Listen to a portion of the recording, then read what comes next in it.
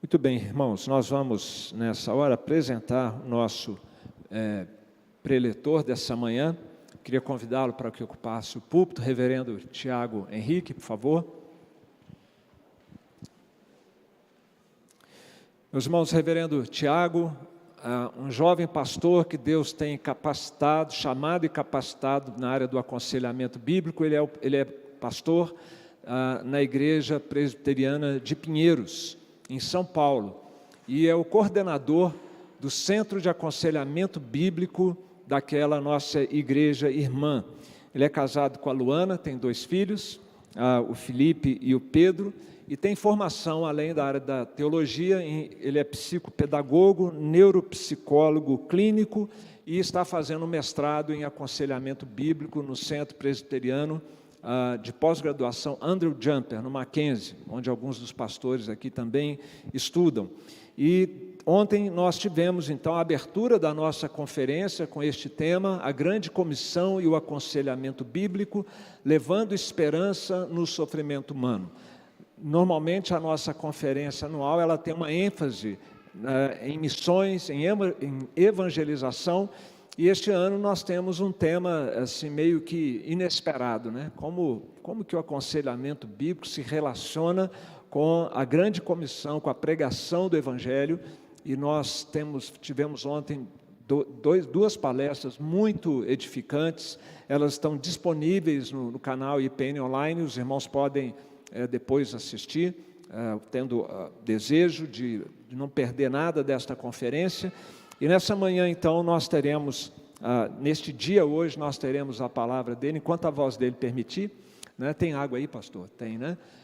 Ele teve Covid recentemente, então está ainda aí se recuperando. Reverendo Tiago, muito obrigado pela sua presença conosco. Mande um abraço lá para o reverendo Arival, agradeço ao conselho pela liberação do seu passe para estar aqui com a gente nesse fim de semana, e eu agradeço a você, em meu nome, do conselho da igreja e de toda a igreja. Que Deus possa usá-lo e abençoá-lo. Sim, e agora nós vamos ter o Vinde meninos e meninas. As crianças podem então se dirigir ao departamento infantil para também ouvirem a palavra de Deus de maneira acessível à sua compreensão. Meus irmãos, bom dia a todos, a graça e a paz do Senhor Jesus. Espero que a minha voz aguente falar aqui os 40 minutos, né? Mas que bom, que alegria estar aqui, poder compartilhar a palavra, poder compartilhar um tema tão relevante, importante, que é o tema de aconselhamento bíblico. Você conhece sobre aconselhamento bíblico?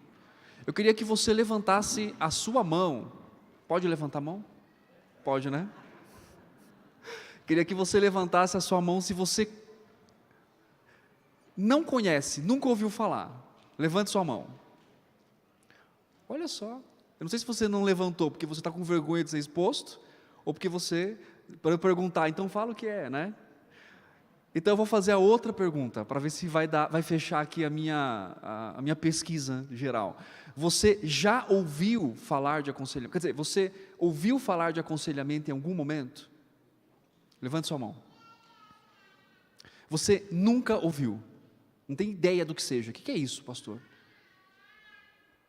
Olha, isso, eu tenho pressuposto do que eu vou falar então, que vocês têm uma base de pelo menos um passo ou 2 aí no conhecimento do que é o aconselhamento bíblico, né? Então, isso é bom para trazer uma reflexão.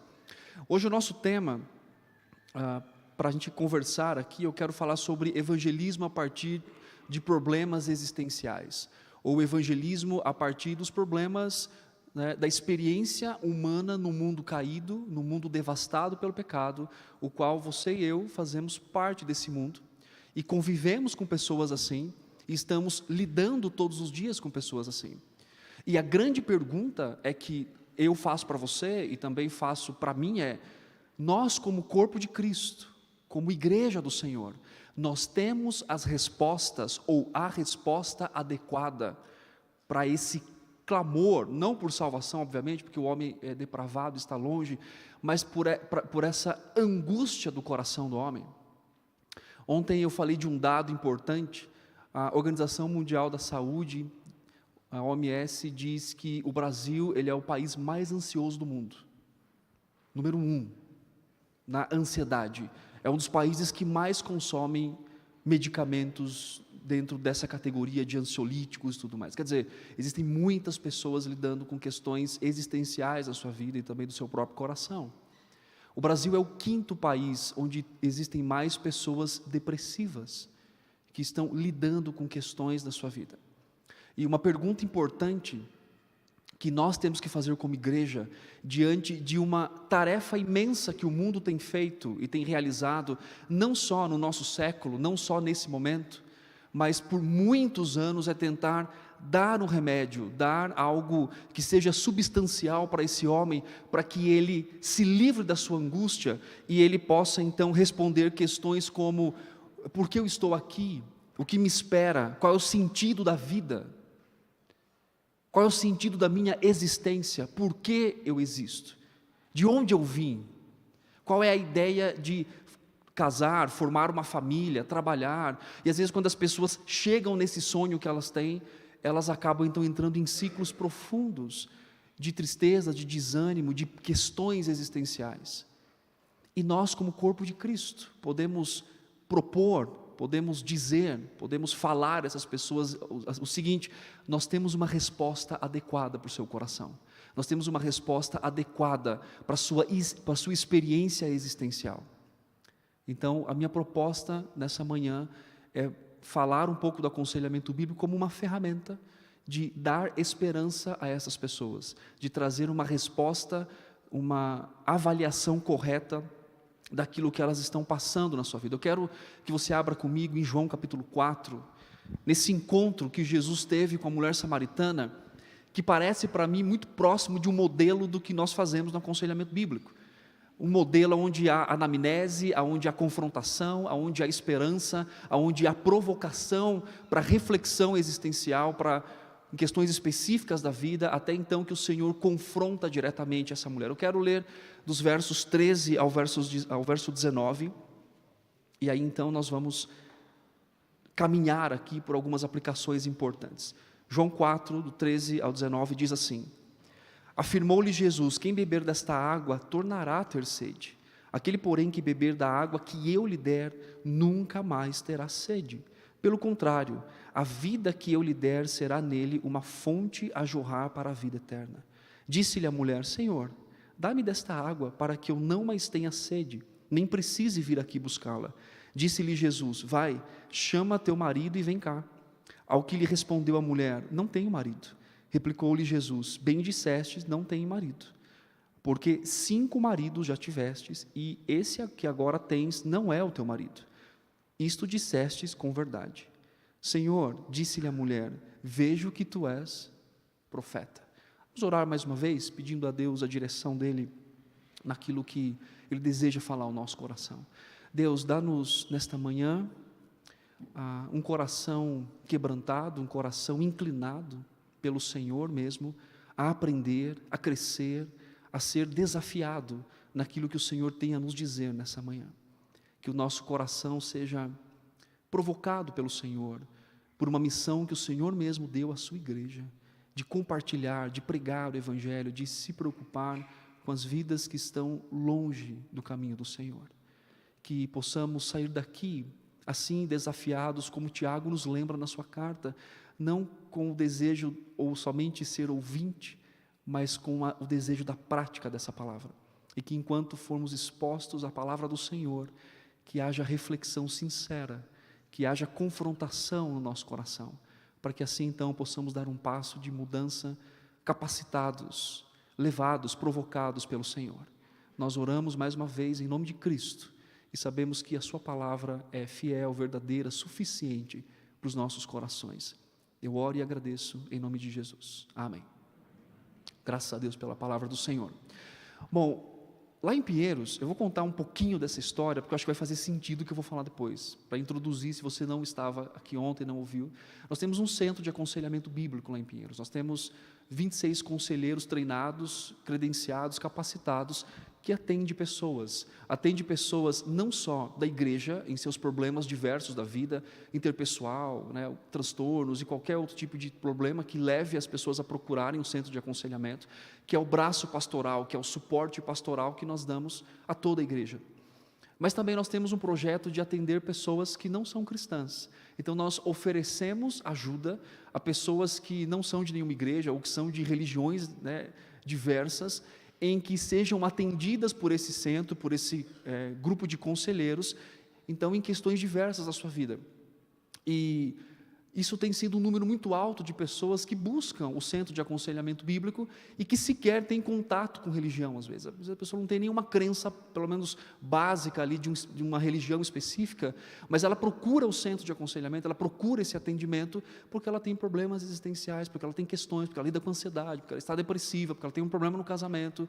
E a partir dessa procura e desse momento onde nós desenvolvemos um relacionamento com essa pessoa, nós temos uma oportunidade de passar um bom tempo com ela, evangelizando, falando dos problemas. Então, a partir do problema específico que ela tem, ou seja, ela me procura, eu procuro o centro para dizer: pastor, meu casamento está acabando, você pode me ajudar? Eu falei: posso, vamos trabalhar isso junto. Mas a partir do problema, da angústia específica, nós apresentamos Cristo a essas pessoas, nós mostramos a razão da nossa fé a essas pessoas, nós levamos ela a uma confrontação, não só por aquele problema, por aquela questão, mas nós mostramos para ela que existe um problema muito maior, existe algo ainda muito mais abrangente na sua vida, que é o fato dela estar longe do Senhor. E pela graça de Deus, nós temos visto pessoas que chegam ali e que escutam por um problema específico, chegam e que passam por um processo de encontro, de evangelismo, de ter esse relacionamento, de caminhar com pessoas, e então no curso ali desse atendimento, né, Deus salva aquela pessoa, Deus converte o coração dela, Deus usa aquele problema para levá-la a buscar ajuda, e aí então o centro dá uma resposta, o centro de aconselhamento dá uma resposta adequada para aquele coração, dentro da palavra de Deus. Acho que algumas perguntas têm que ser feitas, e eu fiz, e eu quero provocar você nessa pergunta também. Será que isso é o papel da igreja? Será que isso é o meu papel? É o seu papel? Será que o nosso papel é dar respostas a essas pessoas que chegam com aquilo que talvez a gente sinta um certo receio para dizer: acho que não é a minha área, eu acho que é uma área de uma outra pessoa, eu acho que isso não tem nada a ver com evangelismo, não tem nada a ver com igreja, eu acho, isso aqui não tem nada a ver com espiritual, isso daqui é biológico. E eu acho que essa pergunta e essa reflexão tem sido por muitos anos debatida, tem sido conversada, tem sido, né, ora mais amenizada, hora mais intensa, mas eu entendo que em certo aspecto nós perdemos oportunidade quando nós abrimos mão de cuidar, de tratar e de caminhar com pessoas assim, levando para ela a mensagem, a esperança do Evangelho. E um pouco daquilo que nós fazemos ali, nesses encontros, eu queria propor para você nesta manhã um modelo, a partir do encontro de Jesus com essa mulher samaritana, e como que as coisas vão acontecendo, e problemas que nós encontramos nesses encontros, né? De às vezes você está falando com alguém que efetivamente ainda não crê no Senhor, que não está no processo de mudança, que não é regenerada. Então, como que nós podemos fazer uma abordagem bíblica provocativa, a partir do senso do divino, a partir do problema interno que ela tem, da questão existencial, para que nós possamos apontar para aquele que é suficiente para lidar com qualquer coração, que é o nosso Senhor Jesus Cristo. Nesse encontro que nós temos aqui, a gente vai caminhar pelo texto, falando sobre evangelismo a partir dos problemas existenciais, ou o problema do homem. Eu quero destacar uma coisa importante aqui. Volta comigo um pouquinho nos versos, a partir do 1, né, eu não vou ler todo, mas a partir do verso 6, note uma coisa, eu gosto desses detalhes, eu gosto dessas questões que os evangelhos vão tendo, né, inspirado pelo Senhor, que vai dando um certo tipo de entendimento específico para a gente no trato das pessoas. Olha o versículo 6, estava ali a fonte de Jacó, cansado da viagem, assentara-se Jesus junto à fonte por volta da hora sexta. Nisto veio uma mulher. E aí então decorre a história. Qual que é o detalhe que eu quero começar falando nessa identificação e nessa resposta que nós podemos dar ao mundo caído, às pessoas que estão em sofrimento? É essa questão de João colocar que Jesus estava ali e ele sente o quê? Cansaço. Eu gosto dessa introdução que João dá. Ele poderia simplesmente ir direto e não falar sobre isso, mas é a expectativa da identidade do mestre com a fraqueza humana. Hebreus nos lembra disso, com um detalhe importantíssimo: o Senhor nunca pecou, sem pecado. Mas essa identidade de Cristo com o sofrimento, com a limitação, com a experimentação da vida humana como homem também, isso me fala muita coisa. Tanto que quando a gente vai para Hebreus, nós temos o autor de Hebreus apontando para esse fato, dizendo: nós não temos um sumo sacerdote que não possa se compadecer das nossas fraquezas, mas como nós, em tudo foi tentado, porém sem pecado. A ênfase no sofrimento de Cristo e essa identificação com a natureza humana, nessa questão de limitação, nessa questão do cansaço, isso fala ao meu coração um aspecto dessa identidade do Salvador com aqueles que sofrem. Lembra do texto da ressurreição de Lázaro? Jesus chega lá, o que ele faz? Ele recebe as duas, as duas vão lá, falam com ele. Quando Jesus chega lá, ele faz o quê? Se fosse eu, por isso que não é mesmo, não sei se você também seria assim, eu chegaria e falaria assim: gente, o que vocês estão fazendo? Chorando, porque ele ia ressuscitar Lázaro. O que eu faria nessa situação? Se fosse a minha, eu chegaria e falaria assim: gente, vocês estão chorando para quê? Calma, vai estar tudo sob controle. Quer ver? Olha só o que eu vou fazer aqui. Lázaro, sai para fora. Está vendo, gente? Vocês estão... Mas a identificação do mestre com o sofrimento humano, de olhar para aquela situação das duas irmãs, de olhar para aquela situação onde o pecado levou o ser humano até a morte, ele chora, ele se identifica com o sofrimento humano. E isso fica um primeiro ponto importante para a gente, para mim e para você, é a disposição que nós temos que ter de agir misericordiosamente diante de um mundo que está sofrendo no seu pecado, que padece pela dor de tomar decisões erradas, de perder suas famílias, de ficarem vivendo constantemente num ciclo sem conseguir sair dali. Então, um passo de aconselhar, de ajudar, de entrar na vida da pessoa, começa por essa identificação na dor das pessoas. Porque uma coisa que as pessoas mais dizem hoje, procuram eu quero alguém para me ouvir, não é isso? Eu quero alguém para que me escute a minha dor, o meu sofrimento. Vocês sabem disso, vocês têm o chat, que as pessoas entram em contato, porque eles querem ser ouvidos. Não necessariamente, como eu disse, que eles querem ser salvos, mas eu entendo na soberania divina, em que Ele move corações, para que Ele indique, para que Ele acrescente, para que Ele traga à igreja dEle, pessoas em estados como este, como dessa mulher samaritana, para que nós possamos ministrar essas pessoas, para que nós possamos cuidar dessas pessoas, para que nós possamos nos identificar com o sofrimento dessas pessoas e dar uma resposta. Nem sempre é fácil fazer isso, nem sempre é agradável fazer isso, nem sempre às vezes está na nossa agenda pessoal, de parar e de ouvir alguém e de dizer: ok, eu quero dar uma resposta para você.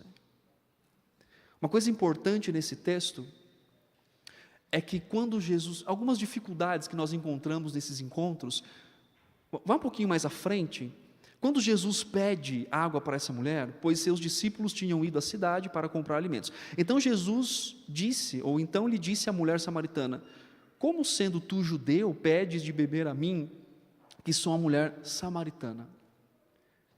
Ela entra com recurso de dizer: como? Culturalmente, nós não se damos muito bem, e o Senhor é um homem, o Senhor pede a mim, ainda mais sou uma mulher samaritana. Então, quando nós atendemos pessoas, algumas aplicações práticas aqui, nós encontramos dificuldades culturais, dificuldades relacionais, dificuldades porque existe alguém ali que de alguma forma questiona até mesmo a ajuda que procura, porque ainda está cega no seu pecado. E aí o que acontece? Ela diz: como que você pode me ajudar? Como que você pede água a mim? E é interessante essa busca de Cristo por esta mulher, essa intencionalidade em dizer: me dê água, me dê algo. E essa intencionalidade em ir até o outro, em buscar o outro, em provocar um início de uma conversa, em provocar nela algo que causasse espanto de um homem e de um judeu pedir algo àquela mulher, e ela então fica intrigada com isso, e ali se começa um bate-papo, um diálogo, um processo de aconselhamento que termina com, que aqui está falando do mestre supremo e maravilhoso, né? Ou seja, ele começa um aconselhamento e termina na salvação daquela mulher, em uma sessão só. Porque ele é o mestre, ele é o Senhor, ele é o conselheiro dos conselheiros. Depois nós vamos mais à frente, e Jesus fala uma coisa interessante para essa mulher. Ele diz assim no versículo 10, replicou-lhe Jesus: se conheceras o dom de Deus e quem é o que te pede, dá-me de beber, tu lhe pedirias e ele te daria água viva. Essa sensação que Cristo, né, talvez ela diz assim, mas como que o Senhor me pede água? O necessitado ali, na verdade, não era o próprio Cristo, apesar do cansaço e da sede, mas o necessitado ali era aquela mulher. E a resposta de Cristo para ela é: se você conhecesse quem está te pedindo água, você me pediria e eu lhe daria água para você. Eu acho essa expressão do mestre fantástica. E eu tendo a pensar que isso é uma sensação que nós devemos ter diante de um mundo caído, caótico e com seus problemas existenciais. Ou você nunca teve essa sensação de conhecer alguém e de falar e pensar assim: meu Deus, o que Jesus poderia fazer para essa vida? Olha o ciclo que você está vivendo. Olha a dor que você está lidando no seu coração. Olha a decisão que você está tomando. Não dá vontade de ir lá e falar assim: não, venha por aqui, é esse o caminho. Não dá vontade de fazer isso? Ah, se você conhecesse a Cristo. Ah, se você soubesse a esperança que Ele dá, você não faria isso. Você não estaria tomando essa decisão. Essa sensação de, no processo do atendimento, quer dizer, eu quero que você conheça Cristo, eu quero que você experimente o que eu estou experimentando. Eu não posso fazer isso por você, o mestre poderia. Eu não posso fazer. Mas a minha vontade é que você viva. Então, nesse processo que nós atendemos pessoas, a gente não olha só para o fato de que, ok, você está pecando, vem cá, porque eu de alguma forma vou te dar uma ajuda, vou te ajudar o seu comportamento. A ansiedade, no lado positivo, daqueles que atendem, daqueles que evangelizam, daqueles que passam o processo é: eu quero que você experimente a vida em Cristo Jesus. Eu quero que você pare de pedir coisas substanciais, superficiais, terrenas, e que você seja aberto os seus olhos, você diga: é disso que eu preciso, é de Cristo. O casamento é um detalhe que te leva à dor, mas e que aponta para algo maior, Cristo. O problema é que você está lidando com a questão dos seus filhos, do seu filho que está nas drogas, do seu câncer, que você está lidando na sua enfermidade, aponta para algo muito maior, é o Senhor Jesus. Essa ansiedade que nós podemos ter. Outra coisa que nós lidamos e enfrentamos, às vezes é a resposta do outro, e é o questionamento que eu disse, porque quando Jesus fala: se você soubesse, eu te daria água, a interpretação que ela fez foi: o Senhor não tem um cântaro para isso, como é que o Senhor pode me ajudar? A gente não tem.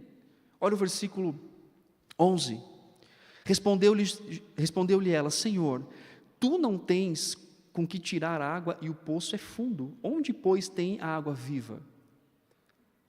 Aqui há dois aspectos importantes. Primeiro, a água parada, que era mais superficial. A água viva era a ideia de tirar com mais profundidade. Então ele não tinha um cântaro, ele não tinha uma corda, ele não tinha nada. E é o questionamento que ela faz: será que o Senhor é suficiente para me ajudar? Mas como que o Senhor vai me ajudar se o Senhor não tem? Não estou vendo os recursos aí. Não estou vendo a questão específica aí. Não estou vendo o cântaro, a corda. Não estou vendo isso. Como que o Senhor pode me ajudar com relação a isso? E às vezes enfrentamos nesse processo também de atender, de aconselhar pessoas que não ainda estão regeneradas. E eu vou dizer verdadeiramente que às vezes nem só as pessoas que não são regeneradas, as pessoas que são crentes, que chegam lá e falam assim: eu não tenho esperança mais, pastor. Eu não tenho mais esperança no meu casamento. Eu sou crente, eu sou casado há 20 anos, 30 anos, eu não tenho mais esperança.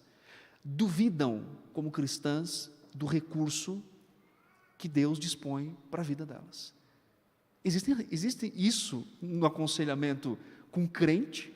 Agora, quanto mais com o descrente. E às vezes o descrente ele chega com um tipo de esperança, não vou dizer falsificada, né, mas muito terrenal, mas ele está ali, dizendo: eu quero mudar a minha vida, eu quero. A ênfase dele é a mudança pela satisfação de não ter mais que lidar com aquilo, de não ter o conflito. E no processo que nós fazemos de trabalhar com pessoas, Você tem filho? Tem filho? Você provavelmente deve educar o seu filho. Quantas vezes você disse para o seu filho que não pode fazer o que ele toda vez faz? Você anotou já?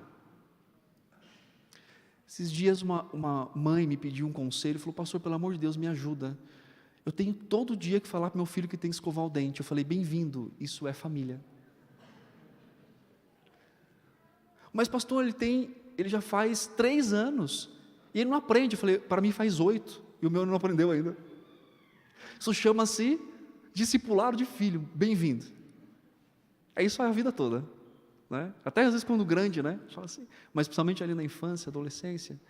E esse processo com o aconselhado que ainda não teve o encontro com o Senhor, não foi regenerado, é um processo constante de você lembrá-lo de verdadeiramente qual é a esperança real dele, qual é o que ele realmente precisa. E dentro desse aspecto que nós temos nesse processo, o mundo, ele vive constantemente assim, como essa mulher, buscando talvez cura social, né? A sociedade diz isso, aquela frase: o que mudaria o Brasil é a educação. Vamos botar todo mundo na escola e estudar. Educação não é redentiva, educação não redime, mas é uma esperança do mundo, né? Quanto mais educação a gente tem, e educação é boa, é importante estudarmos, mas isso não é o que muda realmente a vida de uma pessoa. Parece que quanto mais diplomas as pessoas têm, né, talvez mais ansiedades com relação à identidade, né, e se encontrar nesse processo. Mas então vamos tentar dar uma resposta. Então existe constantemente essa procura pela existência, ou pelo significado disso. Igual essa mulher, ela ia em horário alternativo para buscar água, porque ela não queria ser confrontada socialmente, ela tinha vergonha daquele processo. Ela questiona os recursos que Cristo estava oferecendo para ela. Obviamente ela não tinha entendido ainda quem era que estava ali diante, mas existia uma ansiedade no seu coração, e Cristo está ali para suprir essa ansiedade, para dar para ela um sentido na sua vida. E eu quero enfaticamente agora falar sobre 2 lições importantes, um processo para a gente entender esse texto, como que nós podemos evangelizar pessoas e o que nós podemos oferecer para elas em seus problemas variados da vida e existenciais. É mostrar primariamente que somente Cristo traz o acalento para a angústia do coração. Verso 13, Jesus fala novamente o seguinte: afirmou-lhe Jesus: quem beber desta água tornará a ter sede. Isso é uma figura natural da angústia do coração. Quando existe o diálogo e o questionamento daquela mulher, e Jesus então diz para ela exatamente o seguinte: olha, você está dizendo que seu pai Jacó pode te dar água, mas sabe o que vai acontecer? Você vai pegar essa água, você vai tomar, e amanhã onde você vai estar? Aqui, tomando dessa mesma água. Jesus não estava falando só do fato dela ir buscar água. Jesus estava falando do fato, especificamente, de que uma mulher buscava acalentar o seu coração com recursos meramente terrenos, humanos e passageiros, e o Senhor diz para ela: se você tomar dessa água, você volta aqui, você vai voltar. Ela não estava entendendo profundamente o diálogo, mas quando a gente olha para o retrato da humanidade que nós vivemos, das pessoas que nós convivemos, é muito parecido com isso, não é verdade? Cada momento da vida da humanidade se tem uma onda específica para tentar ajudar esse ser humano de alguma forma. Livros de autoajuda são os que mais vendem. Coach espiritual, vou destravar a sua espiritualidade. Não é assim? Sempre um recurso, né? Ou então aquela ideia de buscar um significado em coisas. Rede social mostra isso para a gente. As curtidas, quer dizer, essa ansiedade. E uma das falas comuns de todo mundo que procura ajuda, que passa por um processo é: pastor, eu já busquei ajuda em tudo quanto foi lugar, mas nada trouxe alegria, nada sustentou realmente o meu coração. E Jesus traz esse retrato da figura natural.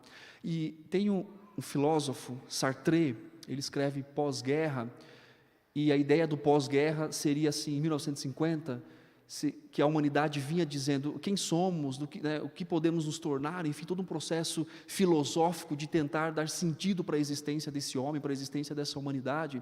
E pós-guerra ele escreve algumas coisas importantes, porque se tinha assim, então agora acho que a gente encontrou um significado. É igual a pandemia, né? A gente tem a pandemia, vai nos tornar melhores, a gente vai ter um significado na vida, não é isso? A pandemia veio para mostrar para nos deixar melhor. Na verdade, isso não é real. As angústias continuam, os problemas de relacionamento continuam, e ele diz uma coisa interessante nessa crise existencial. Ele diz assim: a existência precede a essência, e a grande questão da humanidade é nós não sabemos por que existimos, por que as pessoas existem.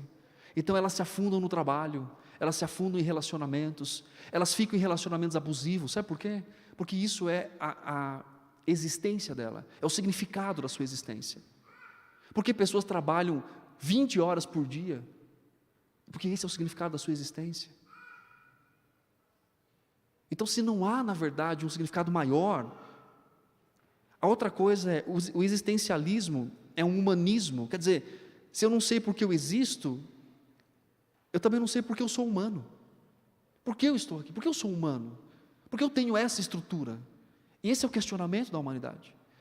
E ele também diz uma coisa importante: viver é ficar se equilibrando o tempo todo em escolhas e consequências, e é isso que o mundo faz, né? Uma figura interessante para você lembrar dessa angústia é o seguinte: é como alguém que pula do avião, sem paraquedas. Ele sabe que em algum momento o que vai acontecer?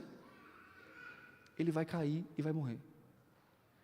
E a sociedade vive assim, ela sabe que está indo, ela sabe que está acontecendo coisas, ela sabe que vai acontecer alguma coisa ali, mas ela não tem direção disso. Ela está vivendo em uma queda livre, sem esperança. Uma queda livre, pulando do avião, né, sabendo que vai se chocar na questão da sua existência. E nós temos então, a partir daqui, uma imagem, uma comparação importante que Jesus faz com essa mulher, que é a água de Jacó e a água de Jesus. A água de Jacó representa a esperança terrena, a solução externa, a satisfação temporária. Isso não é só para aquele que não conhece a Cristo, eu quero aplicar também um pouco para a nossa vida aqui, mas às vezes nós damos significados a coisas e nós colocamos o nosso coração em situações que na verdade são terrenais, são esperança passageira. Por isso que a Bíblia sempre nos lembra para termos uma expectativa escatológica e uma expectativa de que a nossa recompensa está lá, guardada pelo Senhor. E se nós estamos sujeitos, às vezes como cristãos, regenerados, a buscar soluções nesse mundo que é passageiro, terreno e completamente superficial, quanto mais aquele que não tem a direção de um mundo. Lembra quando Jesus falou sobre a ansiedade em Mateus capítulo 6? Ele fala assim, os gentios andam assim, por quê?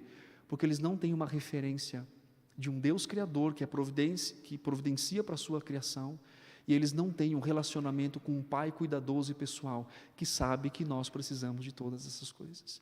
Sem essa referência, eles fazem o quê? Buscam e caminham para ser os seus próprios provedores. E aí então, eles buscam intensamente, trabalham pela comida, pela bebida, e a sua existência simplesmente se resume a isso. Convivemos com pessoas assim. A pergunta é, o Evangelho pode responder esses problemas? O Evangelho pode dar sentido ao coração ansioso e angustiado? Em Cristo, nós temos a figura da satisfação completa, do fim da angústia, da solução interna e da esperança eternal. Se você beber desta água que eu estou dando para você, você nunca mais terá sede. Mas ela ainda não tinha entendido, e às vezes isso acontece no aconselhamento. Às vezes a pessoa chega para mim e fala assim, pastor, quais são os passos? Porque a gente vive muito nisso, né? A gente tem lá 3 passos para você ser feliz, 4 passos para você aguentar o seu marido. Não é assim? 70 semanas para mudar a sua esposa. Não é assim que a gente tem? É muito, né?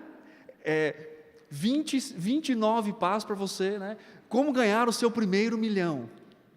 Não é assim? Então, às vezes as pessoas chegam, ela fala assim, me dá cartilha, porque ela está tentando, né, ou achando que está conseguindo alguma coisa, quer dizer, me dá cartilha que eu faço. A mulher samaritana diz, Jesus, me dá essa água, porque daí eu não volto mais, o Senhor resolve o meu problema social, e aí eu não tenho que ficar saindo de casa para vir aqui mais. Mas o que Jesus oferece é uma satisfação completa, é o fim da angústia, é uma solução interna e é uma esperança eternal. O Senhor faz isso libertando da escravidão natural. A água que tira a angústia é a própria pessoa de Cristo. E então, a ênfase que eu quero dar, meus irmãos, é que nós temos um campo missionário muito grande. Onde? Na sua casa, talvez, com o seu vizinho, com o seu colega de trabalho. Agora eu vou dizer uma coisa aqui, não é para responder, que eu não quero ver sua cara, seu rostinho respondendo. Só pensa, você não precisa responder. Mas quantas vezes você ouviu pessoas em angústias, em depressões, em ansiedades, e talvez você disse assim, não, acho que esse não é meu papel. Você precisa de um profissional.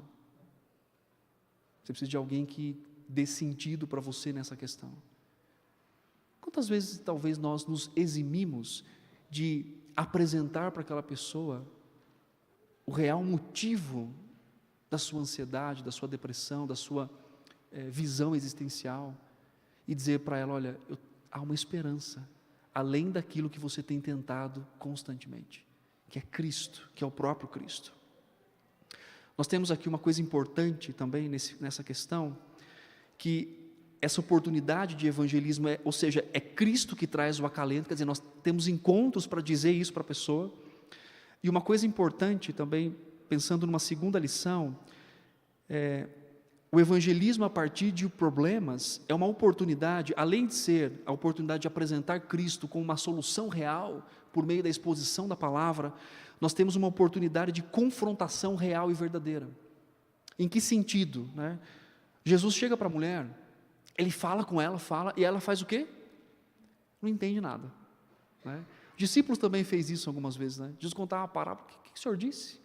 Jesus pacientemente explicava. Só que o que acontece aqui? Jesus está falando, olha, eu sou a água, se você pedir, eu vou te dar água viva.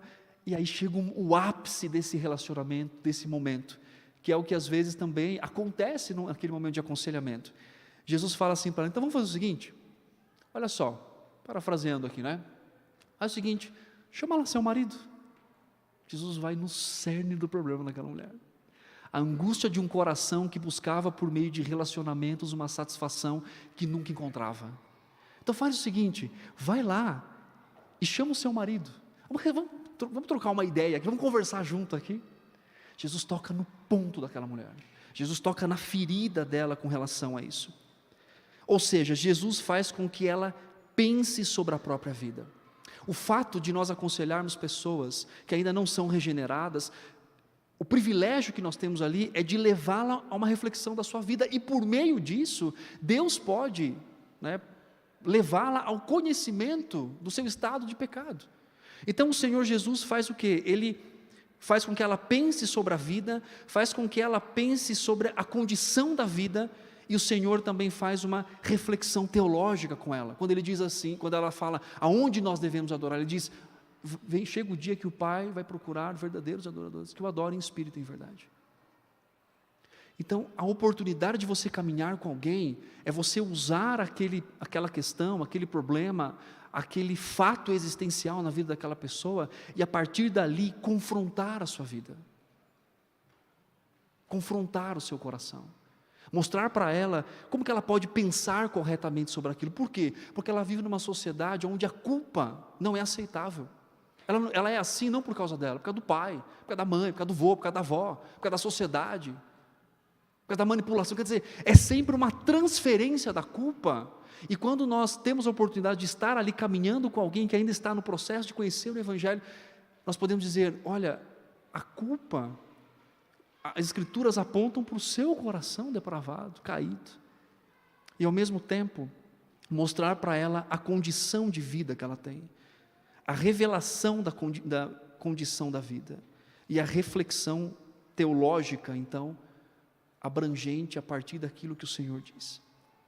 O que nós temos aqui, resumidamente nesse texto?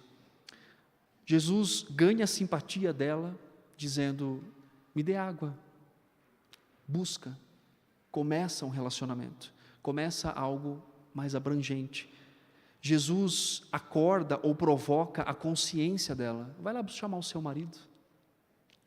Pede para ele vir aqui. Jesus também mexe com os sentimentos religiosos dela. Aonde nós devemos adorar? Onde é o lugar correto? E o Senhor leva então essa mulher à fé salvadora. Lembra daquela mulher que diz anteriormente: o Senhor pode me ajudar? Agora aqui mais adiante ela diz o quê? Vejo que tu és profeta. Tu és o Cristo, aquele que a gente tinha que esperar. Então perceba que no processo, estamos falando do conselheiro maravilhoso e perfeito, ele leva esse diálogo até que ela compreenda o Evangelho, até que ela compreenda quem ele é e a satisfação real. Ela sai dali, ela vai expor a sua vida na cidade que ela não queria expor, ela vai chamar as pessoas, ela chega lá e fala: vem cá, sabe a minha vida? Vocês conhecem, né? Então, ele está falando de mim. E aquela mulher envergonhada por causa do seu pecado, aquela mulher angustiada, ela corre e ela fala de Cristo para aqueles homens. Eles vêm ouvir Jesus, depois eles viram e dizem assim: olha, agora nós cremos não porque você está falando, mas porque nós ouvimos. Todo esse processo, obviamente, não é pela nossa forma eloquente de expor as coisas, mas é pela ação do Espírito Santo do Senhor na vida das pessoas. E a grande bênção que nós temos, meus irmãos, é que nós podemos participar disso. Para esse mundo angustiado, para esse mundo que busca águas superficiais, a igreja do Senhor Jesus tem a resposta das águas profundas: o Evangelho, o próprio Cristo. Ele dá razão para a vida, Ele dá razão para a existência da humanidade, Ele dá razão para a sua existência. Talvez você esteja aqui se perguntando: quem sou eu? O que eu vou fazer da minha vida? O conselho que eu te dou é: vá para aquele que realmente pode dar sentido a quem você é, porque Ele deu sentido à vida, o nosso Senhor Jesus Cristo. Nós temos a resposta maravilhosa. Eu gosto da expressão que Paul Tripp usa: nós temos a resposta adequada para um coração angustiado. A graça de Deus pode operar nos corações e oferecer ajuda em vários âmbitos da sociedade, dos problemas, das questões existenciais.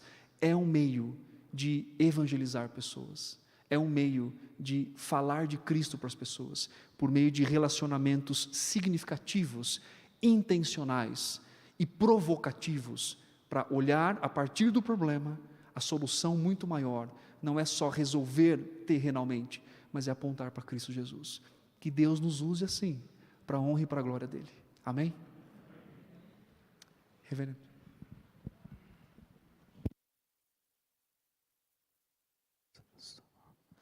Vamos orar, irmãos, vamos ficar em pé. Que essa palavra seja um desafio à nossa vida, né? Senhor, nós te agradecemos pela tua palavra, te agradecemos pela vida do reverendo Tiago, e coloque em nós, ó Pai, essa consciência de que nós temos uma mensagem poderosa para aplacar a crise existencial da humanidade. Coloque em nós, Senhor Deus, atitudes intencionais para levarmos essa palavra, que é fonte de vida, que é a água, ó Pai, que acaba com a sede existencial. Dá-nos, Senhor, a intrepidez necessária e a sabedoria, ó Pai.